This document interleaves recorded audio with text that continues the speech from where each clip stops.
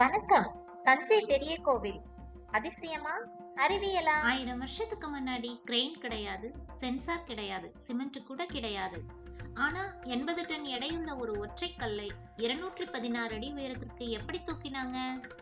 இந்த கோவில்ல பயன்படுத்தப்பட்ட டெக்னாலஜிக்கு பேரு இன்டர்லாக்கிங் டெக்னாலஜி. அதாவது ஒரு கல்லை இன்னொரு கல்லோட செதுக்கி பூட்டி வைக்கிறது. இதுக்கு இடையில சிமெண்டோ சுண்ணாம்போ கிடையாது. ஒருவேளை பூகம்பம் வந்தா கூட இந்த கற்கள் லேசா அசையுமே தவிர கோபுரம் கீழே விழாது. அது மட்டும் இல்ல, அந்த காலத்துல பூமியோட சென்டர் ஆஃப் கிராவிட்டியை கணக்கு பண்ணி இந்த பிரம்மாண்டமான கோபுரத்தை அமைச்சிருக்காங்க.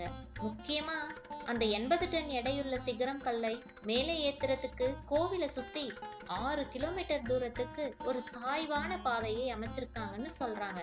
யோசிச்சு பாருங்க, 6 கிலோமீட்டர்.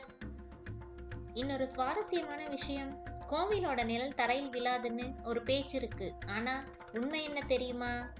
மதியம் 12 மணிக்கு நிழல் தரையில் விழாது. ஏன்னா அந்த கோபுரத்தோட வடிவம் அப்படி. ஆனா மற்ற நேரங்களில் நிழலும் விழும். நிழல் விழாத அளவுக்கு துல்லியமான கோபுரத்தை கட்டினதுதான் நம்ம தமிழர்களோட ஆகம விதி மற்றும் கணித அறிவு. நம்ம மண்ணுல இருக்கிற ஒவ்வொரு கல்லுக்கும் பின்னாடி ஒரு கதையும் இருக்கு, ஒரு அறிவியலும் இருக்கு. இது மாதிரி இன்னும் நிறைய சுவாரஸ்யமான கதைகளை தெரிஞ்சுக்க என்னோட இந்த புதிய பயணத்தில் இணைந்திடுங்க. நான் உங்கள் சிந்து. இது கதை சொல்லும் தளம் ஸ்மார்ட் மைண்ட் ஸ்டோரிஸ். மறக்காம சப்ஸ்கிரைப் பண்ணுங்க.